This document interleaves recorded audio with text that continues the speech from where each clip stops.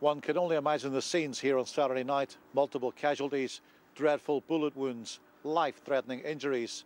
And out of that scene of pain and chaos and blood emerged the hospital's emergency plan, a major incident plan in which medical staff, nursing staff and support staff all came together to act professionally to save lives.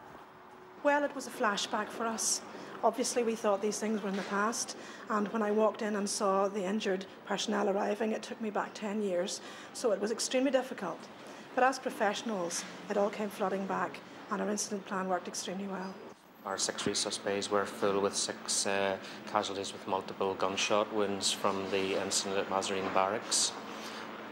We had staff pulled in from all parts of the hospital, plus we also had soldiers' colleagues up from the base helping as well. Medical staff here praised the soldiers who rushed to apply battlefield dressings to those caught up in the shooting. I have a lot of experience of working in these incidents in the past in Northern Ireland, and I was struck by the professionalism of the British Army on this occasion, certainly, as I've always seen in the past, but there was a modern feel to it. Yeah. It's certainly not something we would want to be experienced again. It certainly was a very traumatic experience for everyone concerned. The 2 soldiers and 2 civilians who were injured in Saturday night's shooting are now in a stable condition. 2 of them have been transferred to Belfast for specialist treatment. We visited both patients and we prayed with them together, and together we gave them a blessing. It was good for us to be with them and express the love and prayers of this whole community to both of them. Scenes all too reminiscent of the darkest days of the Troubles. And then, as now, it's left to nursing and medical staff to pick up the pieces and save lives. Mark McFadden, UTV Live, Antrim Hospital. Well, I'm joined now by 2 senior clergy from Antrim Town, Father Tony Devlin from St Comgall's and Archdeacon Stephen McBride from All Saints Church of Ireland. Father Devlin, if I could start with you, what are your community saying to you today? Our community today are still feeling the sadness of the other night. Our community today are saying that our prayers are very much with the parents of those who have died and with the families of those who have been injured. Our community today is more convinced that we're not going back to the past, that we want to keep moving forward. And Stephen McBride, what are your congregation saying to you? I think they're just numbed. They had hoped that those days were long past. We've been up at the hospital today where we're both chaplains, and I'd like to commend the staff for the hard work that they have put in over the past days, and just the sense of getting together as a team. And to encourage our politicians, I think we would like to say that they've put a lot of hard work to get us here and not to be derailed by what these people who have no political mandate, to encourage our politicians just to keep going. And I think, Tony, what happened yesterday was totally spontaneous at the end of Mass, at the end of the Protestant services. Yes, everybody had kind of said we wanted to do something. We wanted a sign of comfort to go to the parents and to the families, that the people who have been working together over the years and getting to know each other as friends. On Friday night, we had Women's Day of Prayer, and all the women were gathered up in the Methodist Church for a full church, and that meant on Sunday morning it was friends coming together, mourning over the loss of these boys and concerned about the ones that were injured. Both of you gentlemen are here long enough to know that there have been outpourings like this before from people after atrocities in the past, but it didn't bring it to an end. How convinced are you that this time it is different? I just think the feeling. I was down in Dublin on Saturday night, came home, switched the TV on, just looked at the CFAX, and I was that sick in the pit of stomach feeling that we hoped that we had forgotten.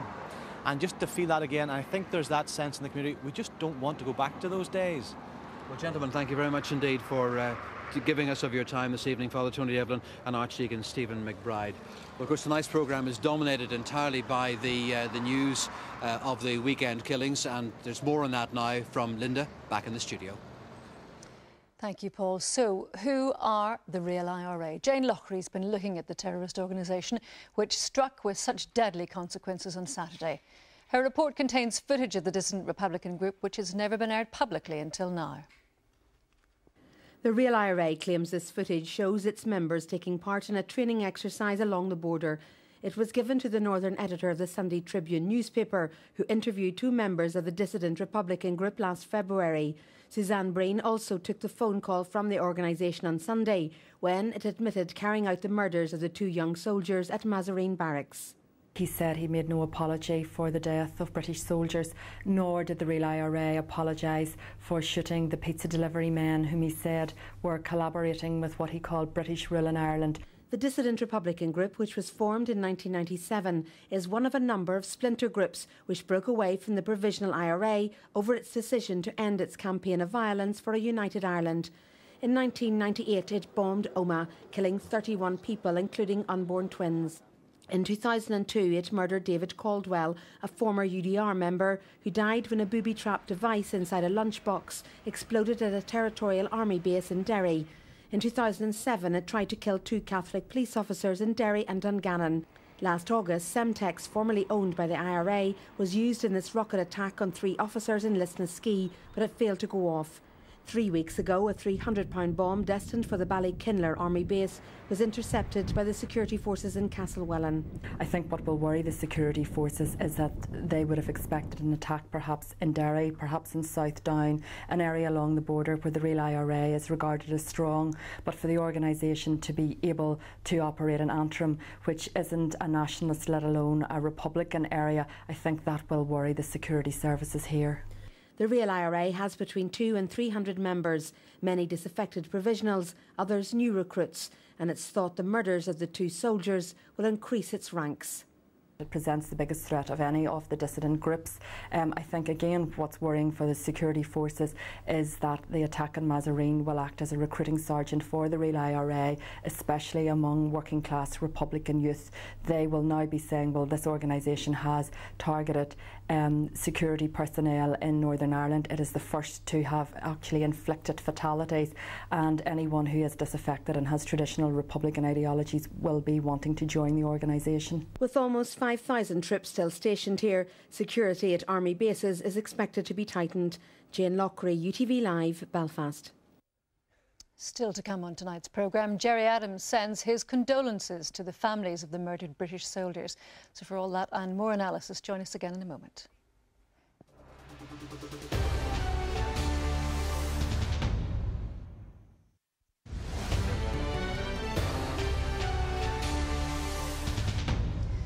Welcome back. You're with UTV Live. At the Assembly today, Peter Robinson and Gerry Adams united in sending their sympathy and condolences to the families of the soldiers murdered by Massereene Barracks in Antrim. Earlier, the Prime Minister held discussions with the party leaders. Our political editor, Ken Reid, reports from Stormont.